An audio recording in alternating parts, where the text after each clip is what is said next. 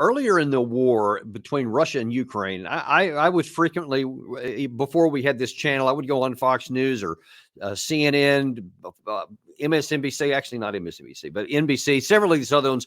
And I would always make the argument that there is no viable military path for a Ukraine victory, which described as driving Russia out of Ukraine, all the places that they had. That was what I said at the beginning. Now then, I've got a new question here. Is there a viable path for Ukraine to avoid defeat? In other words, is Ukraine winning is off the table, just point blank. It's not even in the area of discussion anymore. But can they even hang on, or is the best that they can hope for a stalemate? Now, I've got somebody really good to help us dig into this today, because the answer is going to be, you probably figured it out already. It's not going to be a good answer for the Ukraine, but Jason Beardsley is going to be here to help us talk about this. And Jason's director of vet initiatives at Stand Together. He's also a former Trump advisor and a former combat vet himself. Welcome back, Jason. Well, great to be back with you, Danny. And maybe I'll surprise you in the audience a little bit by saying they've already won. And by win, I mean they've maintained a border sovereignty that they had in 2014. And if everything stops where it is now, they kept their country. That was not easy to do. And Russia rolled in, threatened to take the capital. They pushed them back. So in its own form, it's a sort of a sense of victory. But notice that our Defense Department, our White House, has not clearly articulated what does victory mean. And by the way, for those who are watching and paying attention, especially veterans who've done this before, we saw the same thing in Afghanistan. We saw the same thing in Iraq. We saw the same thing in Vietnam. They don't actually tell you what victory is. They just tell you to keep opening the checkbooks because we got to keep rolling down this program. So, okay, fair enough. Definitions matter. So if my definition is of can they, well, and actually I think that's still an open question, is can they maintain that? Can they keep those 2014 borders, or the ones that they have right now? Even forget about the 2014. And I think here's where my position is, and we'll unpack this as we go through here.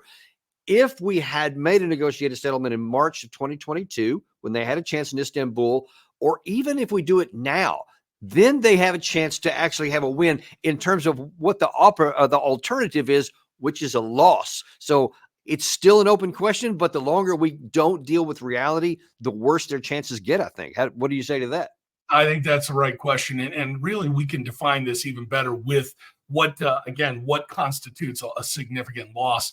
And I would say, especially for the Ukrainian people, what may constitute one of the worst things that can happen there is the loss of generational youth and men, and even women, civilians that are killed in this, but especially fighting age men. 1, 2, and 3 generations of that is a very long-term sort of loss for the country. So the quick answer is, the easier it is to negotiate now, or the quicker that you do this, the less you're going to be dealing with the long-term consequences. And let's make no mistake here, for the audience that may continue to believe that money is always the answer, when this thing settles, it's going to be a lot more money than we've been spending now for the reconstruction. That's going to be all in. Right now, it's all weapons and foreign military aid and assistance. But once this thing turns off, it's going to turn into reconstruction for the next 10 years. So there's still going to be plenty of money going the way of Ukraine. The quick question then again is, how do they get the most out of this that they possibly can? And the answer is, get to negotiated settlement now. It's not easy. People are not going to like that. Nobody wants to hear this. But we cannot be emotional or irrational about this because we don't like Russia. That can't not constitute what is United States national security. Yeah, and Gary's showing those scenes right there. That just that's just one city. Marinka is another one that you can't even show these kind of stuff because the buildings have been wiped out. It looks like Hiroshima, like there's not a wall standing in that. And those are just 2 of them that I can think right off the hand. That's why this is going to be, I bet, easily into the trillions of dollars, taking decades to actually accomplish after the fighting is finally solved by whatever means. And that hadn't even begun yet. We'll come back to that in a little bit. But first of all, let's look at the first question. Can Ukraine avoid defeat? Now, I think it is possible, as you mentioned here, but we're going to have to make some big changes, or we're going to perversely increase the chance of Ukraine losing. And let me explain what I mean. So first of all, I want to play a few clips here by Zelensky that kind of build an escalating picture that shows just how much trouble they're actually in. Here he is in early April complaining about the fact he didn't have enough air defense. Є системи ППО у світі, які можуть допомогти. Потрібна лише політична воля, щоб ці системи були передані Україні.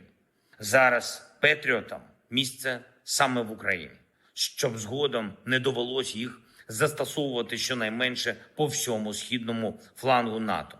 So, like he always does, he likes to say, hey, you got to give this to us here. Otherwise, you're going to end up having to fight Russia on the border, which is not going to happen. We can discuss that later if you'd like to first. But he's showing that he recognizes, because Russia has been on a methodical, strategic bombing campaign where they're knocking out energy infrastructure, weapons depots, ammunition depots, other kinds of even some of the places where the troops are housed, in depth, in the near to the front line, deeper from the front line, all the way to the Polish border, etc. And he's running out of ammunition. Now, after Israel was attacked by a response rather from Iran, after Israel attacked the embassy on the 1st of April, this past weekend, he was kind of pissed off. I mean, we got to be blunt about it, because he saw how everybody came to Israel's help, to include actually knocking down missiles and drones of the same type, of many of which are hitting him. Here's how he responded after that attack. The whole world saw that Israel was not alone in this defense. Do you think that the same message is being sent to the world about Ukraine? Я вам наведу один приклад. I will give you one example, a very simple example. The Tripilska power plant. Electricity in the Kyiv region depends on it. 11 missiles were headed towards it. The first 7 we took down. 4 destroyed Tripilska. Why? Because we had 0 missiles. We ran out of all missiles. When someone says that our allies cannot provide us with this or that weapon, or they cannot be in Ukraine with this or that force because that would be perceived as if Ukraine is engaging NATO in the war, well, after yesterday's attack, I want to ask you a question.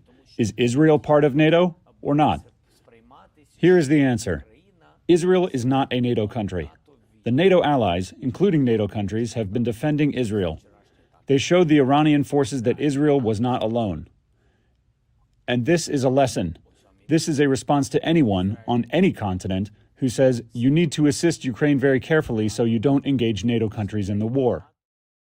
Now, there's very many practical reasons why the West would help Israel shoot down Ukrainian drones, and they wouldn't do the same thing for Russian drones. Same reason we didn't do a no-fly zone that he wanted in the first days of the war. Nuclear weapons are kind of a big one there.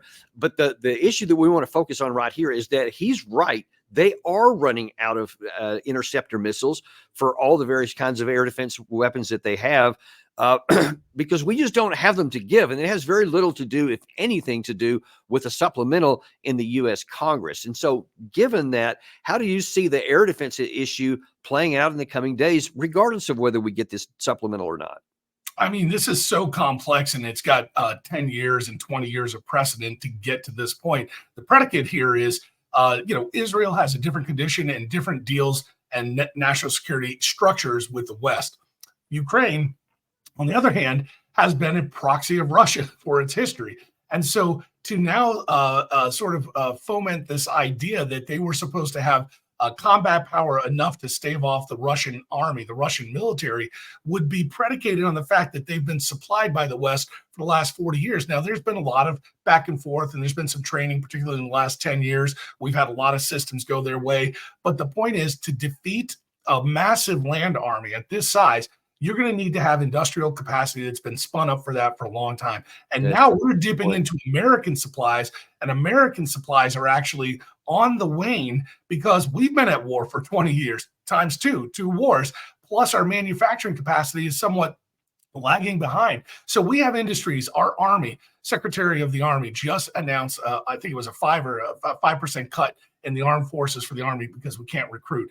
Coast Guard shortfalls in recruiting. We're missing our recruiting numbers. Our Navy is inadequately staffed and trained. They're falling behind in the ship numbers. So the material labor and the sort of let's call it the industrial base for our own country is already under question. But to fuel and fund Ukraine on top of that, boy, that's too complex. Now, what Zelensky's saying and what he's doing there is taking the place of a foreign policy advocate for himself, but putting himself in the position of a U.S. elected leader. We have our elections so that the sovereignty of the people can determine what is in the interest of America. It is not up to the president of another country. And for that matter, you can hear that even from our White House. They do not have the resources to give hand over foot enough to win, as you said, or reclaim territory that the Russians are vehemently defending. They've dug in their lines in the Luhansk and Donetsk province. They want to keep that. They've dug in their lines on Crimea. So to get that back, and you know this probably better than anyone, offensive military capability has to do with generating manpower backed with materials, supplies, intelligence, every combined arm battlefield weapon system that they have. And they don't have combined arms in Ukraine. The United States has helped infuse their strategies for the last 2 years with intelligence, with weapon systems, with air. All of this has come because of our generosity as the American people. But the point is, Ukraine does not have that organic capability. So that's why you see Zelensky saying, we don't have it. We want you to give it to us because we want to go to war with Russia. But frankly, even those in military command, Zelensky, who just left military command, is in disagreement with the strategy that Zelensky is putting out. So it's very difficult. We have to listen carefully to what the Ukrainian people are saying. And they have right now been under the pressure of mobilization after mobilization, and they're groaning. Fighters are coming back from the front line, and they're seeing the parties in Kyiv. They're seeing young, healthy men in shape who are cavorting and buying Ferraris while their guys are getting smoked on the front lines. So there's a disconnect that's not being told at the strategic level. And I will tell you, there are people from the ground that if you talk to them, they already know what the conditions are here. So Zelensky's playing kind of a cheeky game by trying to lay this on the West. That is not the answer here. Yeah, that's such a great point you mentioned there that even if the U.S. were to go to war with Russia on a conventional level, if somehow you could keep the nuclear part out of it, we don't have the capacity right now. And to think that we're going to have it to give to somebody else is just unrealistic. Now, that should lead to the rational conclusion that if you see the numbers simply aren't there, or that there's a math problem like J.D. Vance wrote in the New York Times last week, then you should think the wise thing to do is to seek a negotiated settlement. But when asked that same question by this interviewer, here's how he responded. If you don't start to negotiate now, won't conditions just get worse? I'm ready to negotiate now with you or with such people who really want peace. You understand? Not with Russia. But he doesn't want, especially Putin, all their narratives, the documents from our intelligence, what they discuss about. We have it from our intelligence. We have it from the United States. They know everything the same. So we understand that he's not ready for any negotiations. He doesn't want. He's not interested. For him, this is not victory. He needs victory. And for him, victory is to destroy Ukraine. Okay, and here's what he's not saying, Jason, which is how my hearers hear this. I don't want to make a negotiated deal with Putin where I don't get what I want, where I have to give away all this stuff. I have to sign over what we already given away, what we fought for, what we bled for, and then we have to lose it. Then I have to sign an agreement. So I don't want to do that. But here's the thing, in my view, and tell me what yours is, how you see this. I totally get the hatred you would have and the anguish it would be to sign any kind of a deal like that to solidify what's already been lost. But if you don't sign a deal, that line's going to continue moving to the west until one day it's imposed on you whether you want to or not. Yeah, negotiation power rests with the, let's call it the aggrandizing party, the party that has more power, right? That's where the negotiation always is. And by the way, there's a trick happening here that I think Americans have to be savvy about. When Zelensky or even our American politicians talk about this intelligence that knows exactly what Putin thinks, I'm going to tell you, as a guy that fought on the battlefield, an intelligence officer, special forces, a Green Beret, don't always trust the intelligence. It's not always right. And we don't actually know what Putin's going to be doing until we sit down at the negotiation table. But Zelensky's right.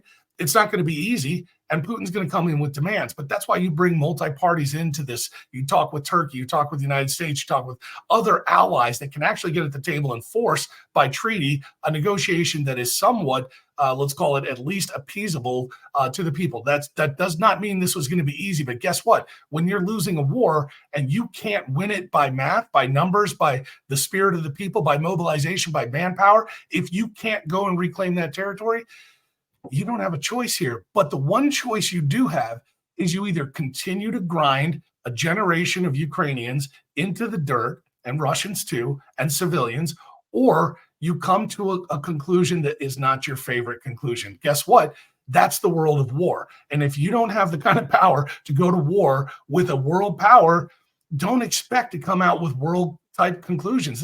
This is a battlefield. I've watched you, Danny, with some people in the elites, politicians, academics who just theorize because they want Ukraine to win that they can. But we're men who have actually put on armor and taken weapons into war, and we know that the conditions of war are complex. They rely on more than just money, more than just material. It's a combination of those. It's policy, it's will. And just as a reminder, I've said this so many times, Iraq and Afghanistan, we were the opposing force, and we had all the weapons in the world, all the money. We didn't have any shortness of supplies. But I'll remind our audience, we didn't win those. We didn't walk away with victories. We handed Afghanistan to the Taliban. We actually gave Iraq back to the Shias. They're now under sort of a proxy control of Iran. We did the same thing in Vietnam. We handed that to the North Vietnamese and the Chinese. So when our academics start explaining to the public without any detail how the win is going to happen because of magic thinking or wishful thinking, I'm saying don't trust them. And I'll take you to Arlington and show you the men who could stand up and tell you, if they were here, and witness to you that it has nothing to do with those political, pundits back in D.C. This has to do with men on the ground. And right now, Ukraine is not in a good position. By the way, reminder, 2014 is when the borders were where they are now. So if they stop now and negotiate a settlement that looks a little bit like what it is now, they're going to be in the same position they've been for 10 years. So that's what needs to be said. Hey, except as you pointed out, minus a generation of men that they're going to need for the future. So that should bind it. Now it turns out that Zelensky actually isn't completely immune to math. He does understand part of it, as we see here.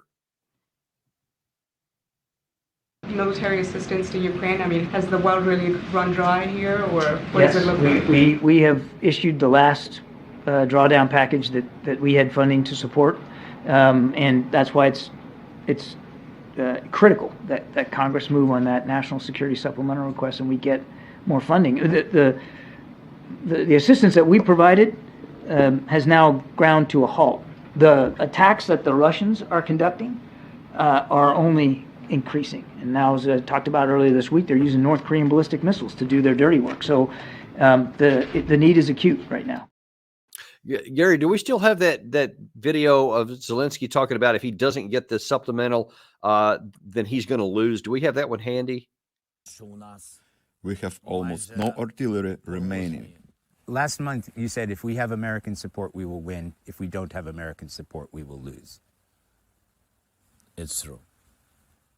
Yeah, but see, here's the problem. He's partially right on that. But here's the problem is that the math is also not working in the other direction. The belief that this funding bill is going to change the dynamics on the battlefield. First of all, let me just show you talking about math. Gary, if you can bring up that supplemental bill, the picture of it we were talking about earlier. So this is what's in the currently projected House bill that's going to have 4 separate funding bills. On the one for Ukraine, it's 48, not 60 billion. But as you can see there, a lot of that money is going to DOD, whether it's for European command operations or replenishment of U.S. stocks, which may end up back in Ukraine anyway. But only 13.8 billion is directly for that. So that's not very much. That's not going to change anything. But here's the other thing. Here's the other part of the math. The Czech Republic earlier today said, hey, we have found even more ammunition that we're going to help provide to Ukraine over the coming months, up to 1.5 million shells, which is a huge amount. But no one's talking about that even changing anything. And so far on the battlefield, it actually hasn't. So if 1.5 million isn't going to resolve the problem for Ukraine, and it won't, then why is everyone hanging so much emphasis on this paltry little House bill? Well, you can actually listen to the White House and, to kind of catch what's happening here in some of the Department of Defense. A lot of times you'll hear people talk about this is good for our defense industry. This is good for our companies. We're putting jobs in, Georgia and Wisconsin. So what they're really telling you is it's helpful for us to use Ukrainian soldiers, grind them down in a war with Russia to try to weaken Russia. That's the question about whether they've actually achieved that or not, because we make good money on this. They're telling you right up front what the purpose is here. And you've been very clever about this, because what war numbers really look like, again, is manpower. So when Russia's mobilizing another 300,000, another 400,000, the Ukrainians don't have it. So where do they go to get that? So now that if they're going to have all the systems, they're going to have all the weapons and the artillery and everything else, do they have the manpower, or do they have to impress more 65-year-old Ukrainians, train them in 2 weeks on combat techniques and strategy, and then employ them on an offensive campaign against a dug-in army? I mean, we're talking about some really nightmarish type scenarios. But the trick here is, if they can get you thinking about the money and explain to you why the money is what's at stake here, they get to spend more of your tax dollars. Meanwhile, and I got to go back to this, we had all the money on reserve when we did Iraq, when we did Afghanistan. It didn't win for us. And when somebody says, yes, if America supplies, if America backs you, you can win, you got to prove to me first that America could win in any situation here. Like, if we took this war on, would we win? And I'm not saying we don't have the best military in the world. We do. But the military, the materials, that's not what wins war. What wins war is crushing your enemy, closing with, defeating and destroying, fixing him on the battlefield, and ensuring that you break his neck. To do that requires World War II-like savvy, where you roll combat tanks across his terrain and you make sure when he pops his head up that you take it off. You don't leave the enemy standing. So when we did our wars, we weren't doing that. Notice how that worked out for us. You guys can just do the math. World War II, we had real combat power, we had real manpower, and we had real industrial power. We matched the three with political will, and we went in, we did devastation. You don't see that anywhere here. Now, I think what you do see, and I just got to throw this in there because you brought the topic up, and in case anyone has any doubts about how accurate what you just said was, roll the tape. Without sending a single U.S. soldier into combat and investing less than 1/10 of 1 year's defense budget of the United States, we have helped Ukraine destroy 50% of Russia's ground combat power, 50%, and 20% of its vaunted Black Sea fleet. Ukraine has taken off the battlefield 21 naval ships, 102 Russian aircraft, and 2,700 Russian tanks. By every measure, Ukraine's bravery and strength, its resilience, has made the United States safer. I'm obviously not going to comment on private diplomatic conversations, other than to say it was pretty impressive tradecraft. The audio was extremely clear. Hello, how are you? Good to see you. We're here from America. Would you like some bread? Please take something. Thank you for coming here. This was Newland and Pyatt visiting Independence Square in Kiev in December, handing out food to protesters and police. This latest episode is embarrassing for the US and allows Russia to argue that the opposition is being manipulated by Washington, something that Barack Obama has always denied. What are you doing, Danny? You're handing out red pills, man. This is not the Matrix. You can't take everyone down the rabbit hole. You're talking Victoria Nuland in 2014 and machinations and 12 CIA bases on the border stoking war. I mean, are you trying to get yourself? I don't mean to give you PTSD, man. My bad. I mean, those are crazy clips, but what you're seeing behind that is an establishment in Washington who has no problem cavalierly throwing Ukrainians against the Russian army. Now, that's fine if you think you can win, if that's your policy. By the way, this is an old British trick, from the Empire days when they said, as long as we can keep Germany and France at war, we get to sail around the world and take all the cotton and tea and whatnot. So, empires oftentimes use others to fight their wars and keep people sort of sucked in. So look at China right now. China's a near peer rival, and they have the United States kind of locked into this monetary fiduciary responsibility of a war with Russia. Meanwhile, the Iranians are fueling Houthi rebels, and Iranian Revolutionary Guards Quds Force shooting at American soldiers in Jordan and killing them with the money that we're sending to Iraq. I mean, what you have here is cavalier politicians playing games with war like we're at a risk table. And these are politicians who haven't actually been to war, right? You have, I have, I've buried friends, you have as well. So we understand the risk here is if you're going to do this, like Winston Churchill said, war is ugly. It's deplorable. And you should take a long time before you go into it. But when you do it, you've got to do it quick and fast and get it over with. That's what makes it so ugly. What we're doing is hands-off proxy war that allows us to claim, you heard it at the top. I can't even believe that someone would say that. We've invested a very little bit of our money in retrospect or in comparison to the big bills. And at that, we've gotten the chance to beat the Russian army or defeat them, which of course is questionable because the Russian army's actually resurged. Their economy's actually resurged. They've circumvented our sanctions. We're talking about repossessing some of their assets that are held by European counterparties so that we can pay for the Ukrainian reconstruction. Like, this is not hurting Russia the way that the American politicians told you it would. So I'm just saying, do not trust them. The only way you can get out of these situations is you've got to hold people accountable at the voting booth and ask hard questions. You talked about the supplemental. This is now moving through Congress, and everybody wants a piece of it because in their district is somebody that's making money off of the Russian-Ukrainian proxy war, and they like that money. So they are telling you, just keep spending. We'll get this over with. Notice the threats. If you don't do it, we're going to lose. There's going to be wars all over Europe and such. And Russia, being practical, if they couldn't take Kyiv, they're not rolling into Warsaw. Right. If they couldn't take Kyiv, right. they're not going to be threatening Poland. This is a fallacy, and it's a red herring. And again, strategies on the ground have to do with a combination of things. Ukraine doesn't have it. Now, I want, just before we went on the air here, you and I were chatting, and you were talking about the pernicious,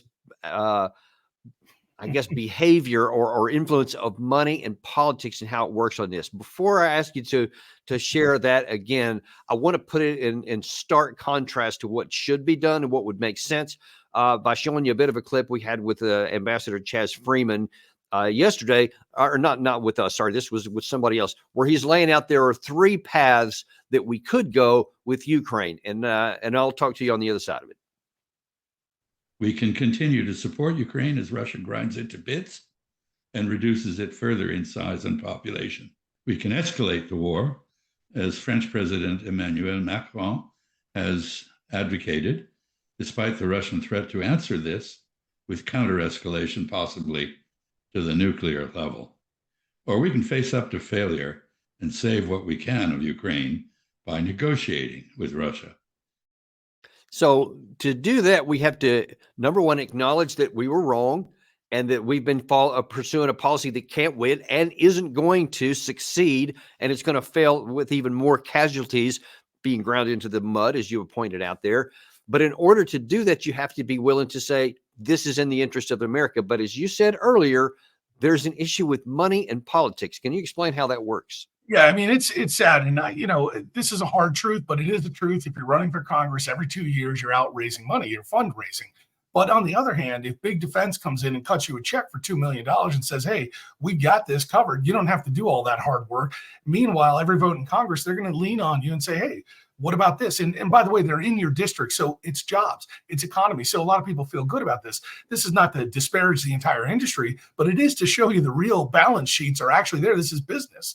And if you're not sure about that, just check the stock portfolios of your local congressmen and lawmakers, and you'll find out how much money they're really making. It's not coming off $124,000 salary up in Washington, D.C.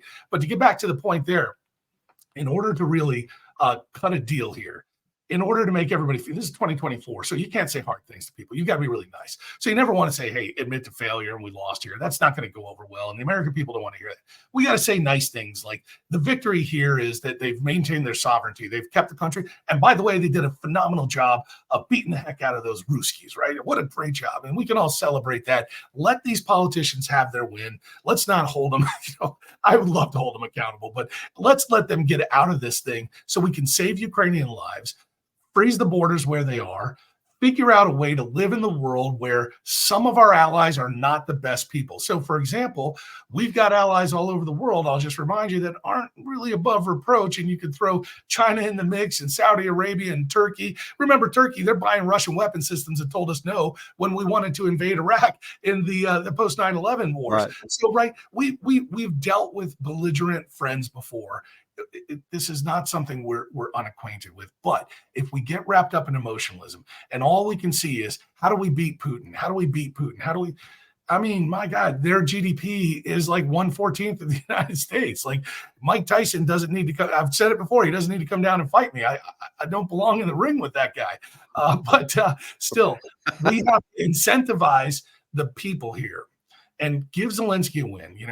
No need to embarrass people. Let him walk with the hero's bouquet, throw a big party for him and celebration. Get another guy in there that knows how to deal with both Putin and the West and says, look, I'm not going to be hardcore allies to either one of you, but I'll be friends to both. Because Ukrainian survival depends on someone figuring out that you live on the doorstep of Russia.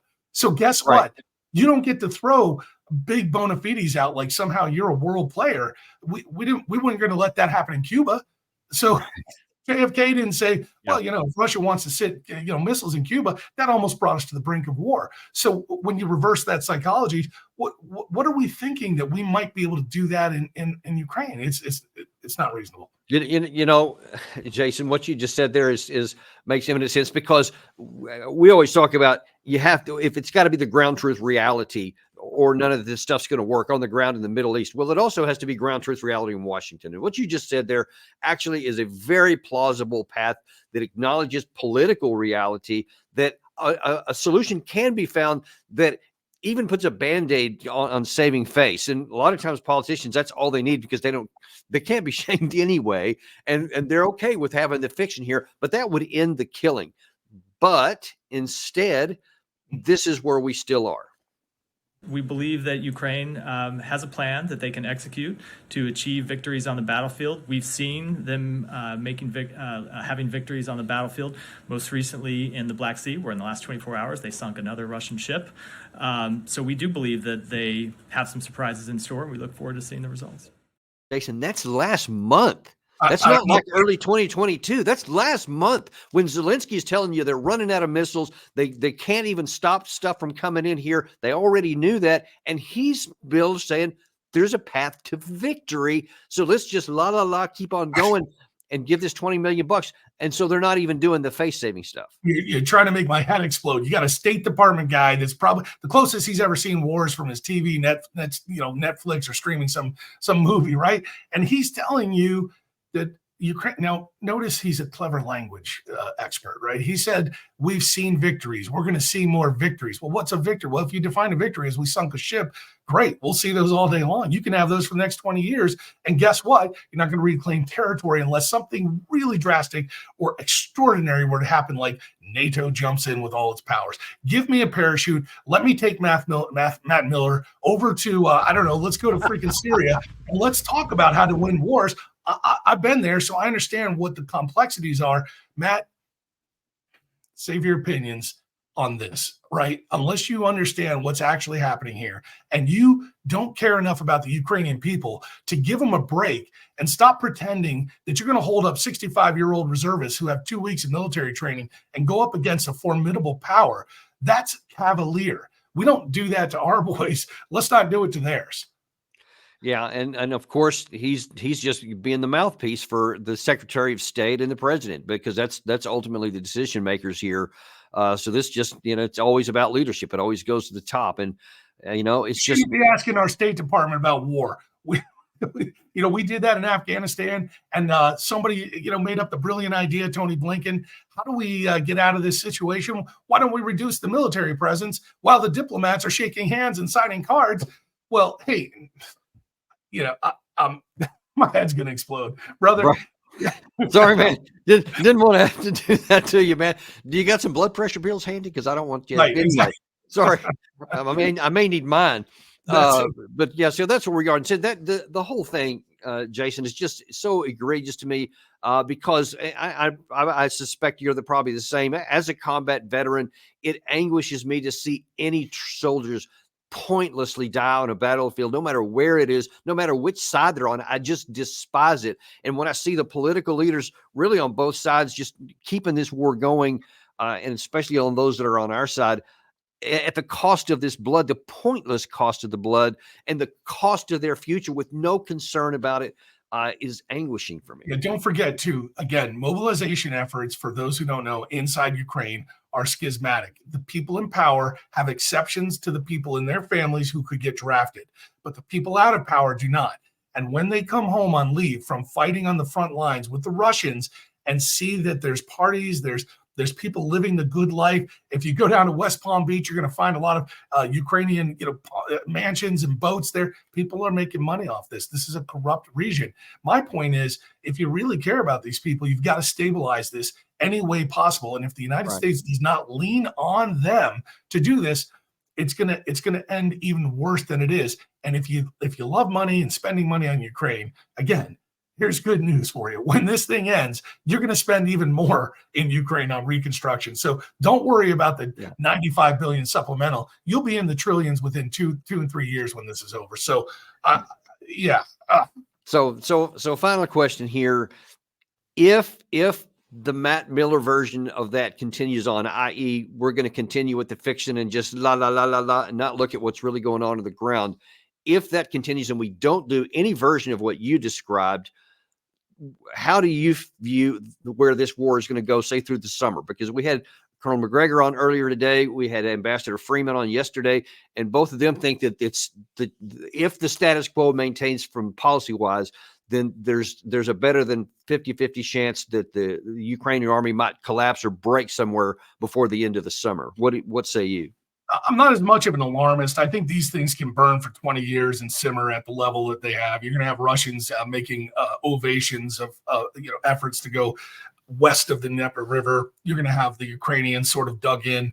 These are hardened enemies, and the more you fight an enemy, the more hardened they become over generations and such. So I don't think this necessarily means you're going to see a collapse in either side.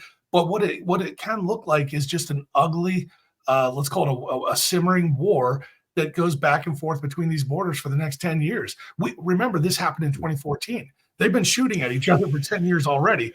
There doesn't need to be an end to this. And this is where I think politicians sometimes get it wrong and make these mistakes. Like there's some black and white line, but notice that's never the case. We've seen this all over the place, whether it's the Middle East, whether it's Yemen, whether it's in places like Syria. These civil wars can go on and on and on. I think that's the problem here. Yeah, that is the problem. And it's for their sake, I hope that somebody finds the political will or the moral courage to finally do the right thing by the people of Ukraine. We'll leave it there for now. And of course, we're going to always continue to watch this. But thank you so much, Jason, for coming on today and providing these viewpoints and kind of laying things out. And hopefully we didn't raise your blood pressure too much. You make it easy. We always have fun talking about the easiest things in the world. So thanks for what you're doing, Danny. Keep it up. All right. Thanks a lot. And thank you guys for coming too. We remain unintimidated and uncompromised, and we're going to continue to bring you the truth that you need to make sense of the world around you. Thanks very much. We'll see you on the next episode of Daniel Davis Deep Dive.